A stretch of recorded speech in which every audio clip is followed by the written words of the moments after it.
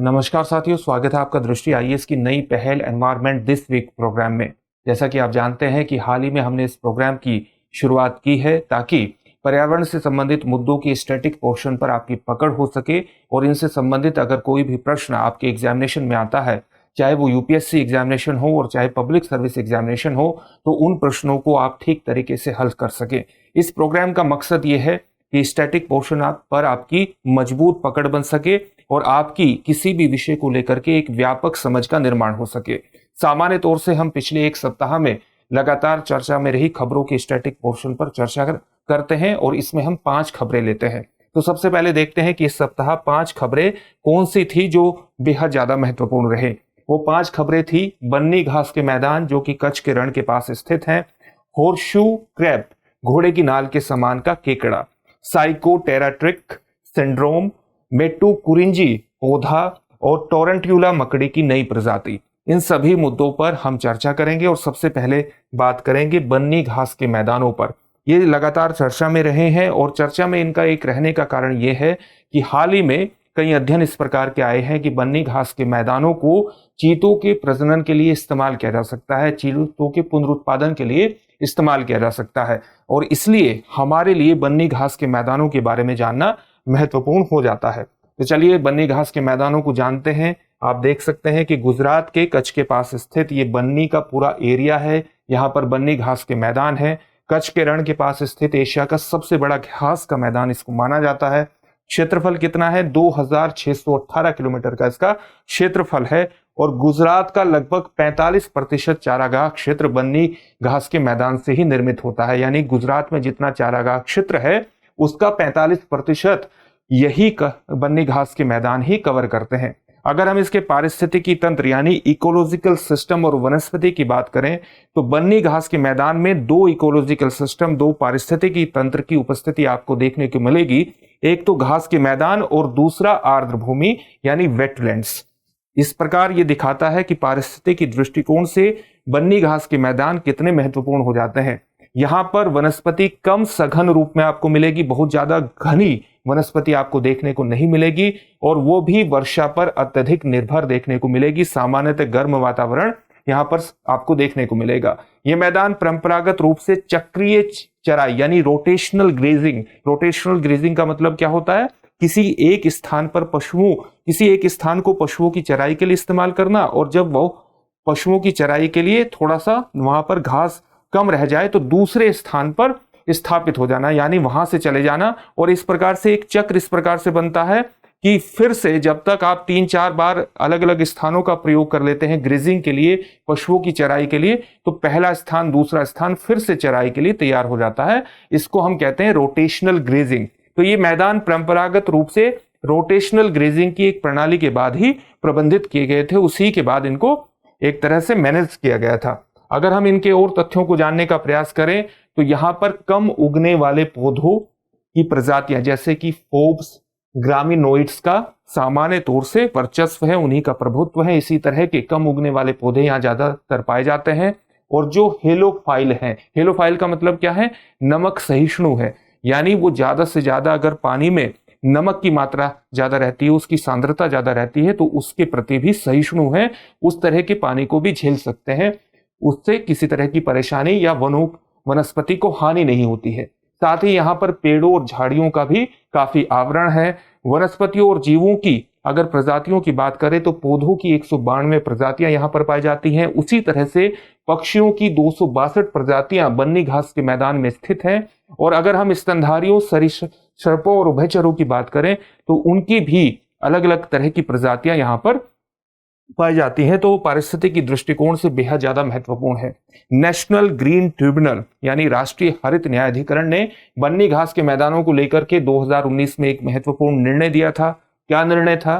कि बन्नी घास के मैदान की सीमाओं का सीमांकन किया जाना चाहिए, सीमाओं को ठीक तरह से निर्धारित किया जाना चाहिए और गैर वन गतिविधियों को यहाँ पर प्रतिबंधित करने का आदेश दिया था ताकि यहाँ के पारिस्थितिकी तंत्र को बनाए रखा जा सके और जो वन्य जीवों की प्रजाति है उनके संरक्षण को बढ़ावा दिया जा सके। इस मैदान को भारतीय वन्य जीव संस्थान यानी wild life institute of India ने भारत में चीता के अंतिम शेष आवासों में से एक पाया है और साथ ही कहा है कि इन प्रजातियों के लिए संभावित पुनरुत्पादन स्थल के रूप में इनका इस्तेमाल किया जा सकता है। यानी wild life institute of India का कहना यह है कि बन्नी घास के मैदान इस्तेमाल किए जा सकते हैं चीतों के प्रजनन के लिए। और ये एक महत्वपूर्ण तथ्य है। भारत में मध्य प्रदेश के अलावा गुजरात के बन्नी घास के मैदानों में चीतों के प्रजनन के माध्यम से चीतों की संख्या बढ़ाने के अंतर्गत विशेष रूप से महत्वपूर्ण है।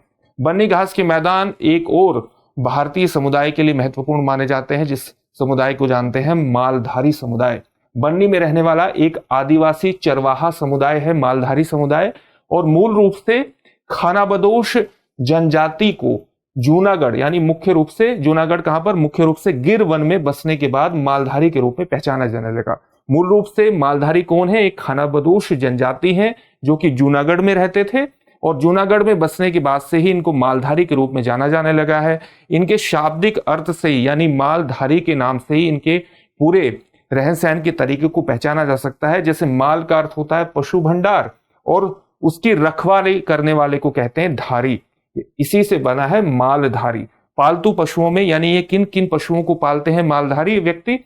ये पालते हैं भेड़, बकरी, गाय, भैंस और ऊंट को। साथ ही गिर जो वन है, गिर वन राष्ट्रीय उद्यान में कुल जो संख्या है मालधारियों की वो लगभग 8,400 के आसपास है। तो ये मालधारियों के बारे में सामान्य तथ्य हुए।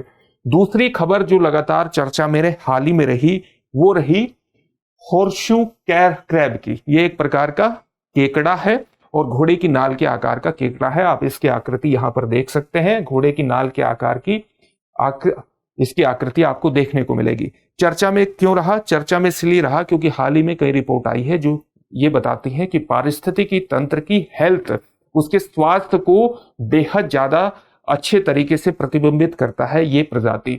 यानी एक तरह से अगर हमारा एनवायरमेंटल डैमेज हो रहा है तो इस प्रजाति पर कहीं ना कहीं उसका नकारात्मक प्रभाव किसी न किसी प्रकार से देखेगा। पारिस्थितिकी के बेहतर स्वास्थ्य का एक महत्वपूर्ण संकेतक है। और क्यों है इसकी अभी हम जानकारी इसकी हासिल करेंगे, लेकिन सामान्यतः सबसे पहले इसके बारे में सामान्य जानकारी हासिल करने का प्रयास करते हैं। इसका वैज्ञानिक नाम क्या है? वैज्ञानिक नाम है लिमुलिडा। ये जानवरों के एक खास वर्गीकरण जिसको हम फाइलम के नाम से जानते हैं, तो वर्गीकरण फाइलम, और फाइलम में ऑर्थोपोडा के अंतर्गत इसको रखा जाता है। घोड़े की नाल के समान दिखाई देने के कारण इसको हॉर्सशू क्रैब कहा जाता है। और 9 सितंबर 2009 में वन्य जीव संरक्षण अधिनियम 1972 की अनुसूची 4 में इसको शामिल किया गया था। अनुसूची 4 में शामिल करने का मतलब क्या है कि हॉर्सशू क्रैब को पकड़ना और उसको मारना एक अपराध है। इसके प्रति एक जागरूकता फैलाने के लिए इसके लिए इंटरनेशनल हॉर्सशू क्रैब डे भी मनाया जाता है। इसकी घोषणा कब की हुई थी?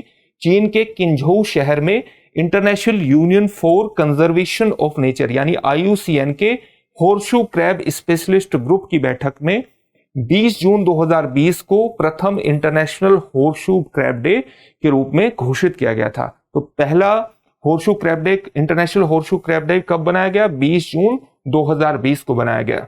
इसके प्रति जागरूकता फैलाने के लिए इसके लिए एक डे की भी घोषणा, एक दिन की भी घोषणा की गई। इसके बारे में प्रमुख तथ्य ये है कि भारत के राज्य जैसे झारखंड, बिहार, छत्तीसगढ़ और अन्य राज्यों में हॉर्सशू क्रैब के मांस और इसके कवच की आपूर्ति के लिए ओडिशा में सैकड़ों केकड़ों को मारा भी जाता है, और इसलिए इनके पारिस्थितिकी संरक्षण की बेहद ज्यादा आवश्यकता है। इसके अलावा इनका व्यापार भी किया जाता है। इनको और कई कारणों से खतरा है, जैसे अब इनको कामोत्तेजक गुण के कारण भी मारा जाता है, जिसके कारण ओडिशा में केकड़े की प्रजाति गंभीर खतरे में आ गई। ओडिशा में मुख्य रूप से पाए जाते हैं ओडिशा के समुद्री तट पर।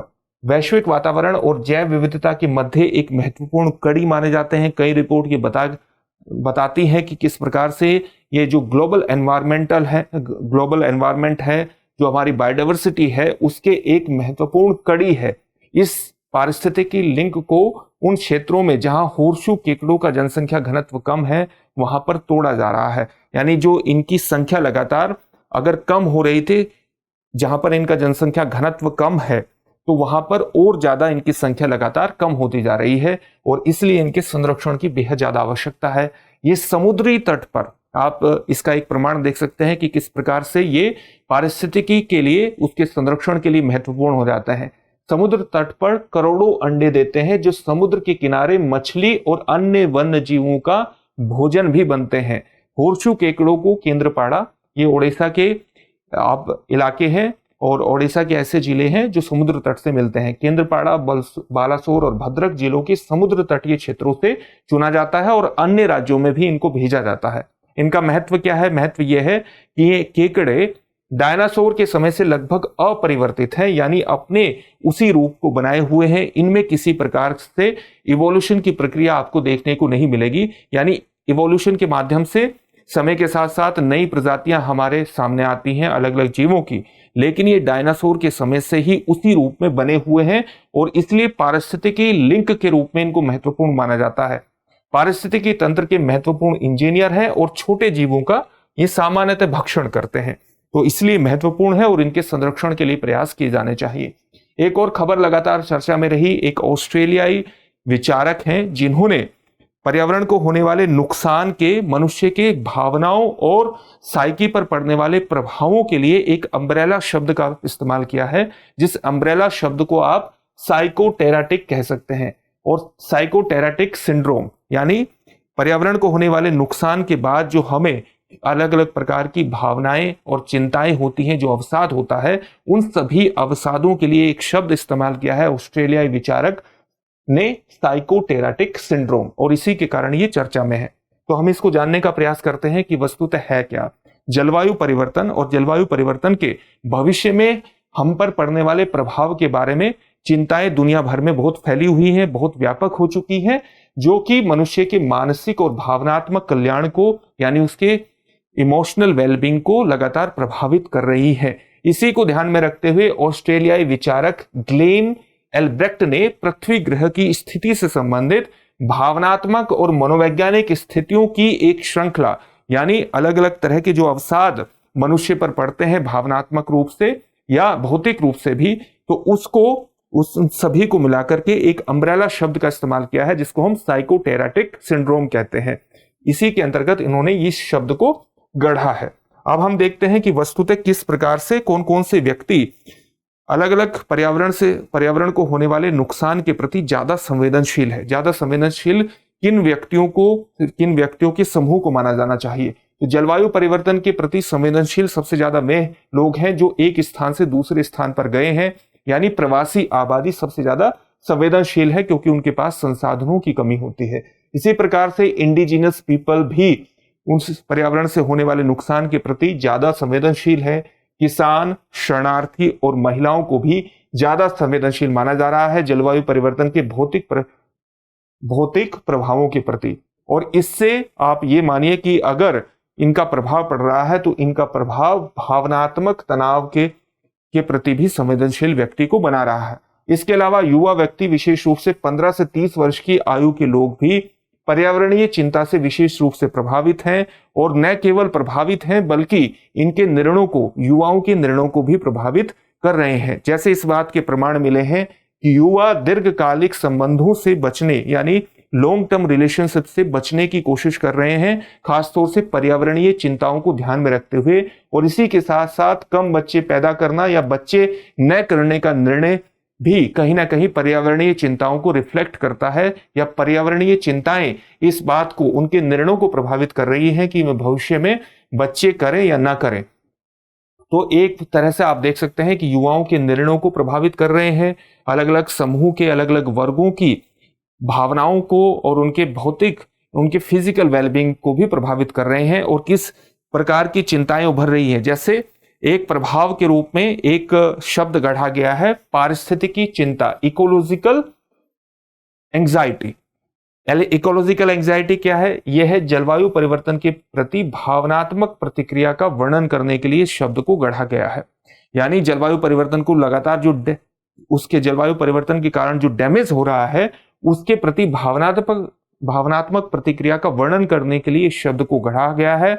और यह शब्द 2018 में ग्रेटा थनबर्ग, जो कि एनवायरमेंट एक्टिविस्ट हैं, उनके द्वारा इसके साथ अपने अनुभवों की सार्वजनिक रूप से चर्चा करने के बाद एक तरह से ज्यादा व्यापक हुआ, ज्यादा चर्चा में आया, जिसको हम इकोलॉजिकल एंजाइटी कहते हैं। इसी प्रकार से एक और शब्द यूज होता है, जलवायु शोक। इसको आप सोलेस्टैल्जिया भी कहते हैं। तो सोलेस्टैल्जिया क्या है? सोलेस्टैल्जिया को आप इस प्रकार से, सोलेस्टैल्जिया इस प्रकार से आप लिखेंगे।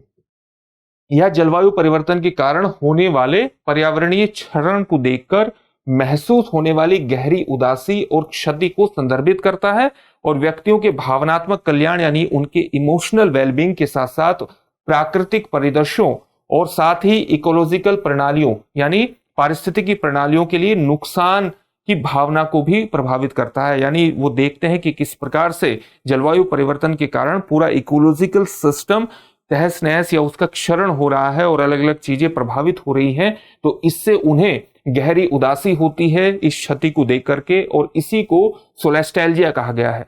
इसी प्रकार से पर्यावरणीय चित्रण का भी प्रभाव यानी अलग अलग तरह के डैमेज को, पर्यावरणीय कारकों के अलग अलग पर्यावरण पर पड़ने वाले प्रभावों के चित्रण को देखकर भी मनुष्य के भावनाओं पर प्रभाव पड़ता है। जैसे किस तरह से ध्रुवीय बर्फ का पिघलने जैसी तस्वीरों को देख करके, प्रवाल भित्तियों के क्षतिग्रस्त होने को देख करके, जैसे कि ग्रेट बैरियर रीफ, उत्तर पूर्वी ऑस्ट्रेलिया में ग्रेट बैरियर रीफ को होने वाले नुकसान के चित्रों को देख करके एक पर्यावरणीय विनाश के बारे में चिंता पैदा होती है, उसके प्रति एक दुख पैदा होता है, निराशा की भावना तीव्र होती है। इसी को पर्यावरणीय चित्रण का प्रभाव के रूप में व्याख्यायित किया गया है। इसी प्रकार से पर्यावरण अपराध बोध भी एक शब्द है, जिसके अंतर्गत क्या संदर्भित होता है? उसके अंतर्गत संदर्भित होता है कि जब हमें यह महसूस हो कि व्यक्ति अपने नियंत्रण से परे परिस्थितियों के कारण पर्यावरण के अनुकूल विकल्प चुनने में समर्थ नहीं है।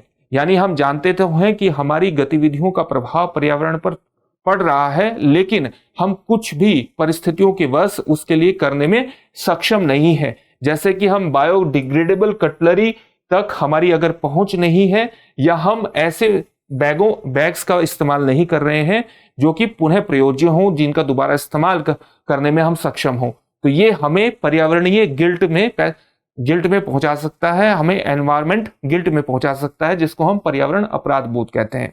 इसी तरह से पारिस्थितिकी शर्म, इकोलॉजिकल शेम भी एक शब्द है।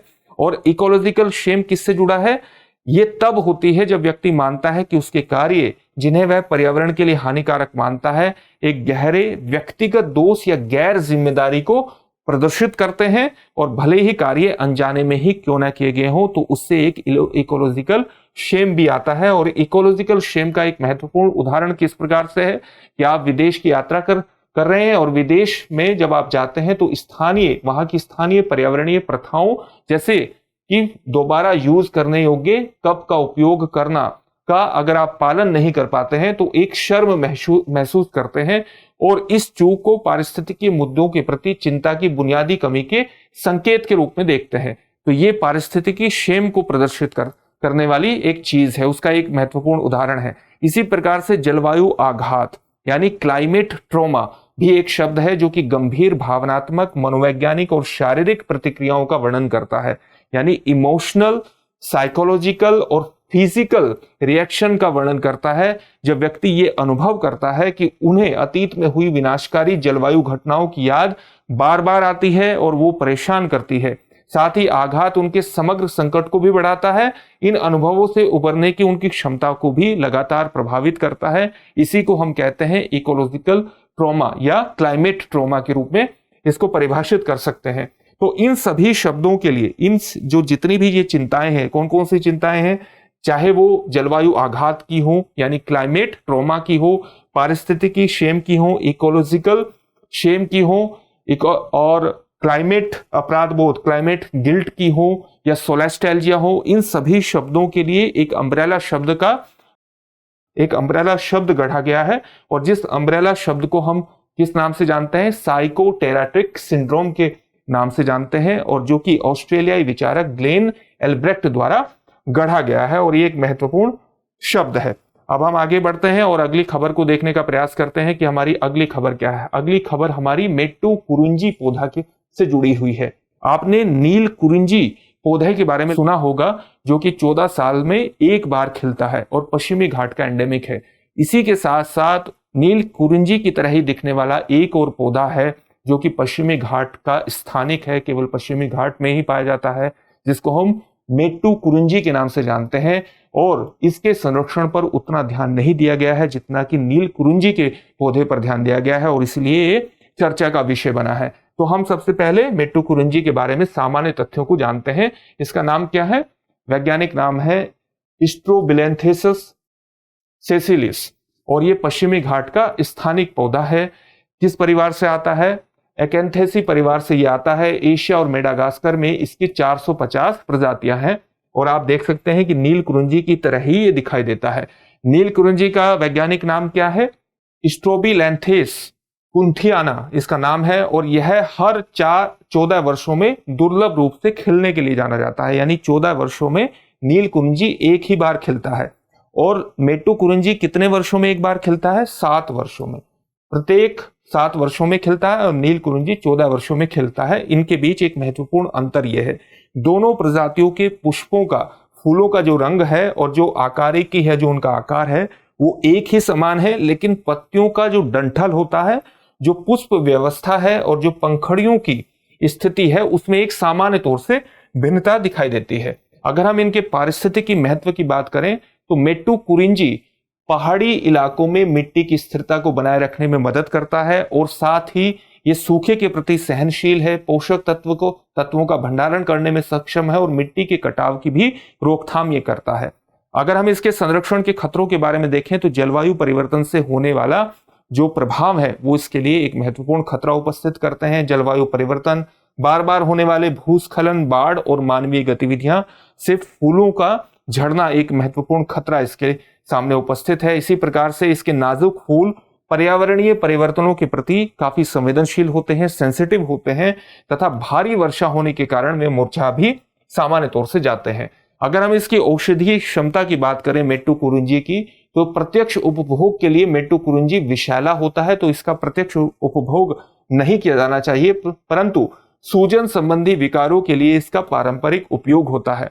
और शोध से यह भी पता चलता है कि इसमें सूजन रोधी, यानी अगर सूजन कहीं पर हो जाए तो सूजन रोधी गुण होते हैं, और साथ ही फफूंद को लगने से भी ये रोकता है, फफूंद रोधी भी इसके अंतर्गत गुण है। जलवायु परिवर्तन का इन फूलों पर प्रभाव पड़ा है। बढ़ते तापमान और वर्षा में परिवर्तन के कारण इसके पुष्पन के पैटर्न में, यानी फूलों के कब इसमें फूल आने हैं और फूल नहीं आने हैं, उसके पैटर्न में एक अंतर देखने को मिलता है, और साथ ही परागण में एक बाधा उत्पन्न होती है, जिससे ऊंचाई पर स्थित वनस्पतियां और उनके परागणकर्ता प्रभावित होते हैं। इसके बारे में ये कुछ महत्वपूर्ण तथ्य हैं, और इसी प्रकार से यही कारण है कि जो इसके सामने खतरे उपस्थित हैं, उसके कारण इसको संरक्षण की भी आवश्यकता है। तो संरक्षण के लिए क्या किया जाना चाहिए? इसके संरक्षण पर ध्यान दिया जाना चाहिए, लेकिन मेट्टू कुरिंजी को इसके पारिस्थितिक महत्व के बावजूद समान महत्व नहीं मिला है, यानी नील कुरिंजी की तरह समान महत्व, इसको समान मान्यता नहीं मिली है। इन दुर्लभ प्रजातियों को संरक्षित करने की आवश्यकता है, क्योंकि जैव विविधता मूल्यांकन प्रोटोकॉल को अद्यतन करने के लिए उन्नत अनुसंधान और संरक्षण प्रयास भी किए जाने चाहिए। संरक्षित करने की आवश्यकता है, संरक्षित करने की आवश्यकता इसलिए है क्योंकि ये एक हमारे महत्वपूर्ण पारिस्थितिकी विशेषता को प्रदर्शित करते हैं पश्चिमी घाट की, और साथ ही इनका संरक्षण इस प्रकार से किया जाना चाहिए कि जैव विविधता मूल्यांकन प्रोटोकॉल को अद्यतन किया जाए, और उसके बाद उन्नत अनुसंधान और संरक्षण प्रयास इसके अंतर्गत किए जाएं। अगली खबर की तरफ बढ़ते हैं, जो कि टारंट्यूला मकड़ी की नई प्रजाति की खोज से संबंधित है। हाल ही में टारंट्यूला, इसको टारंट्यूला भी कहा जाता है और टारंटुला भी कहा जाता है, इस मकड़ी की एक नई प्रजाति मिली है अमेरिका के एरिजोना के दक्षिण पूर्वी हिस्से में, तो इसीलिए चर्चा में है। तो हम इसकी सामान्य तौर से इसके बारे में सामान्य तथ्यों को जानेंगे। ये अमेरिका का नक्शा है, और अमेरिका के दक्षिण पूर्व में एक राज्य पड़ता है, उसका एक प्रोविंस पड़ता है एरिजोना, और एरिजोना के दक्षिण पूर्व में ये मकड़ी की एक नई प्रजाति प्राप्त हुई है। और एरिजोना का जो पारिस्थितिकी तंत्र है इस क्षेत्र का, वो इस प्रकार से, ये ऊंचे ऊंचे पहाड़, वहां पर आपको पर्वत देखने को मिलेंगे, और उस पर एक वनस्पति जैसी संरचना भी देखने को मिलेगी, और यहीं पर इनकी अवस्थिति आपको देखने को मिलेगी इस मकड़ी की प्रजाति की। तो दक्षिण पूर्वी एरिजोना के चिरिकाहुआ पर्वतों से टारंटुला मकड़ी की एक नई प्रजाति की खोज हुई है। क्या नाम है उस प्रजाति का? एफेनोपेल्मा जैकोबी, एफेनोपेल्मा जैकोबी इसका नाम है। छोटी काले और भूरे रंग की टारंटुला प्रजाति के पेट पर लाल बाल होते हैं। चिरेका हुआ पर्वतों के ऊंचे ऊंचे इलाकों में इसको देखा जाता है और वहां पर इन पर्वतों में कड़ाके की ठंड में भी ये जीवित रहती हैं। इस पर्वतों की सामान्य तस्वीर आपके सामने यहाँ प्रस्तुत की गई है। जो चिरेका हुआ पर्वत है वो अपनी असाधारण जैव विविधता के लिए और ऊंचाई के लिए प्रसिद्ध है। आप देख सकते हैं कि इनकी ऊंचाई काफी है। ये पर्वतीय जंगल कम ऊंचाई वाले रेगिस्तानों और शुष्क घास के मैदानों दोनों को एक दूसरे से अलग करते हैं, जिसके कारण यहाँ पर कई स्थानीय प्रजातियां पाई जाती हैं। कई स्थानीय प्रजातियों की यहाँ पर उत्पत्ति हुई है और अमेरिका के किसी भी क्षेत्र की तुलना में यहाँ पर जैव विविधता बायोडाइवर्सिटी ज्यादा मानी जाती है। अगर इनके और तथ्यों के बारे में जाने, टारंटुला के बारे में, तो जिन जंगलों में टारंटुला रहते हैं वे कई कारणों से खतरे में है। सबसे बड़ा कारण खतरे का क्या है? जलवायु में होने वाला बदलाव, जिसको हम जलवायु परिवर्तन कहते हैं। स्काई आइलैंड क्षेत्र में हाल ही के अध्ययनों से पता चलता है कि अगले कई दशकों में ये जंगल पहाड़ों से गायब हो सकते हैं और अगर जंगल पहाड़ों से गायब होंगे तो निश्चित रूप से वहां रहने वाली प्रजातियों पर भी उसका नकारात्मक असर पड़ेगा। वो भी विलुप्ति के कगार पर जा सकती है। क्यों जा सकती है? आप जानते हैं कि जलवायु परिवर्तन के कारण तापमान लगातार बढ़ रहा है, बारिश की भी अनिश्चितता हुई है, लगातार बारिश के पैटर्न में भी परिवर्तन के संकेत हमें देखने को मिल रहे हैं। ठंडे और अधिक नमी वाले पर्वत शिखरों में रहने वाले जीव जैसे कि मकड़ियां विलुप्त हो सकने की संभावना है अगर इस प्रकार की स्थितियां पैदा हुई, क्योंकि इनके रहने के अनुकूल आवास गायब होने की संभावना बढ़ जाएगी। अगर लगातार जलवायु परिवर्तन के प्रभाव बहुत स्पष्ट होते चले गए, लगातार बढ़ते चले गए। और क्या कारण है इन पर्वतों के इस क्षेत्र के नष्ट होने का? बढ़ता बाहरी विकास, लगातार होता औद्योगिकरण, विनाशकारी मनोरंजक गतिविधियां और इसके साथ साथ ही जंगल की आग भी इस क्षेत्र की जैव विविधता के लिए बेहद खतरा बनी हुई है।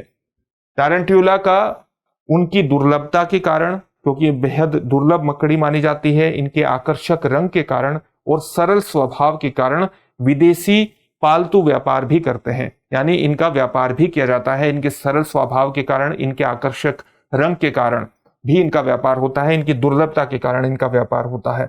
अब हमने इन सभी खबरों पर बात कर ली है। इनसे संबंधित 5 प्रश्नों को आपके सामने प्रस्तुत किया जाएगा। इन सभी प्रश्नों का उत्तर आपको कमेंट बॉक्स में कमेंट करके देना है और जैसे जैसे मैं प्रश्न पढ़ूंगा तो आपकी कोशिश ये होनी चाहिए कि आप तुरंत इनके उत्तर के बारे में सोचने का प्रयास करें और कोशिश करिए कि कमेंट बॉक्स में लगातार कमेंट भी करते रहें। तो आपका आज का पहला प्रश्न क्या है? बन्नी घास के मैदान की विशेषता क्या है? आपके ऑप्शंस हैं। ऑप्शन ए, साल भर बारिश होती है। ऑप्शन बी, यहाँ ठंडी जलवायु होती है। ऑप्शन सी, यहाँ सूखा और गर्म मौसम होता है। ऑप्शन डी, यहाँ ऊंचे पहाड़ हैं।